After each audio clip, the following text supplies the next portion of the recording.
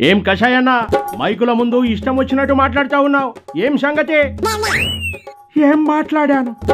ఉన్నది జరుగుతున్నదేగా మాట్లాడింది. చెప్పుడు మాటలు వింటానని చెప్తా ఉన్నావు నువ్వు.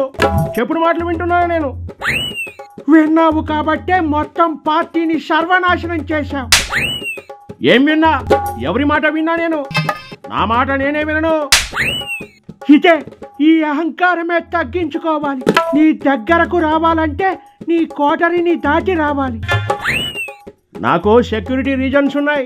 ఎవరు పడితే వాళ్ళు లోపలికి వచ్చేస్తే ఎలా? అప్పుడు నేను సీఎంనప్పుడు నేను నీకు అప్పుడు ప్రజలు అధికారం ఇచ్చింది కోటలో రాజులాగా కూర్చుని బయట నుంచి ఎవరిని రానివ్వకుండా నువ్వు ఒక్కడివే రాజభోగాలు అనుభవించడానికి కాదు. ఏం మాట్లాడుతూ ఉన్నావు? కాస్త అర్థమయ్యేలా తెలుగులో చెప్పు. నేను తెలుగులోనే చెప్పిన, నీ బుర్రకి అర్థం కాదు. నీకు అసలు లోపల బుర్రుంటే కదా అర్థం అవ్వడానికి. పార్టీలో కార్యకర్తలు ఏమవుతున్నారో, నిన్ను నమ్ముకున్న ప్రజలు ఏమవుతున్నారో, వాళ్ళ కష్టాలేమిటి, బాధలేమిటి అని ఏనాడైనా చూశావా, ఆలోచించావా? బటన్లు నొక్కినాను కదా, డబ్బులు వేసినాను కదా. అదే ఇక్కడే నువ్వు జనాల పరిస్థితి అర్థం చేసుకోకుండా ఉన్నావు.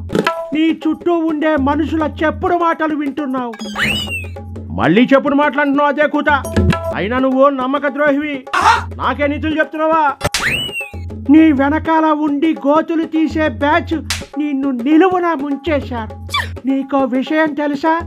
మన పార్టీలోనే, మీ పార్టీలోనే ఎంతో మంది వాళ్ళ బాధలు కష్టాలు చెప్పుకోవడానికి నీ దగ్గరకు వస్తే, నిన్ను చేరుకోవాలని ప్రయత్నిస్తే నువ్వు వాళ్ళకి అవకాశం ఇవ్వక వాళ్ళకి విసుగు పుట్టి నీ మీద కోపంతో ఉన్నారు. మన వాళ్ళు అవేం చెప్పలేదు. అందరూ బాగున్నారు, మనకే సపోర్ట్గా ఉన్నారు, మనకే ఓటేస్తారు, ప్రజలందరికీ మనం డబ్బులు ఇచ్చినాం కదా అనే చెప్పినారు. ఇదే కదా నేను చెబుతున్నది. నీ కొంప మునిగింది ఇక్కడే. నువ్వు నీ బద్ధకానికి, నీ పొగరకి, నీ సైకోతనానికి అడుగు తీసి బయటకు పెట్టావు. ప్రజల్లోకి రావు, పార్టీ శ్రేణుల్లోకి రావు.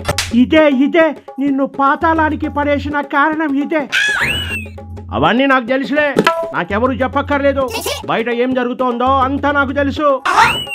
నీ మొహం తెలుసు. ఏనాడైనా ఇంత ఘోరమైన ఓటమిని చవి చూశావా? అక్క చెల్లెమ్మలు ఎందుకు వేయలేదా అని వాళ్ళని అంటున్నావు, కానీ అసలు నీ తప్పేమిటో తెలుసుకున్నావా? ఇప్పుడేంది నాకు క్లాసులు బిగుతున్నావా ఏంది నువ్వు? అయ్యా మహానుభావా, నీకు చెప్పే అంతటి వాడిని కాను. నువ్వు నా మాట వినే స్థాయిలో లేవు. నేను పార్టీ నుండి వెళ్ళిపోతేనే ఎందుకు వెళ్ళిపోయావని ఇంతవరకు అడగలేదు. నీకు ఎవడూ అవసరం లేదు. నాకు అన్నదమ్ములు, అక్క చెల్లెమ్మలు, అవ్వాతాతలు ఉన్నారు. నువ్వు అదే భ్రమలో ఉంటున్నావు. నీ ప్రవర్తన మార్చుకోకపోతే, నీకు నువ్వు ఇండివిజువల్గా ఆలోచించకపోతే ఇక నిన్ను ఆ దేవుడు కూడా కాపాడలేడు. నాకు తెలుసులే, నేను ఎలా మళ్ళీ తిరిగి పైకెతగాలో నాకు బాగా తెలుసు. పక్కనుండే గజ్జలగాడి మాటలు, ఇంకో గొట్టంగాడి మాటలు వింటూ కూర్చో. అయినా నా మనసు విరిగిపోయింది. నీతో పాటు చేసిన పాపాల్లో నాకు వాటా ఉంది కాబట్టి నేను కూడా అనుభవిస్తాను. కానీ నిన్ను మాత్రం ఎవ్వడూ నమ్మడు. ఆఖరికి నీ సొంత వాళ్ళు కూడా. ఉంటా సైకోరెడ్డి.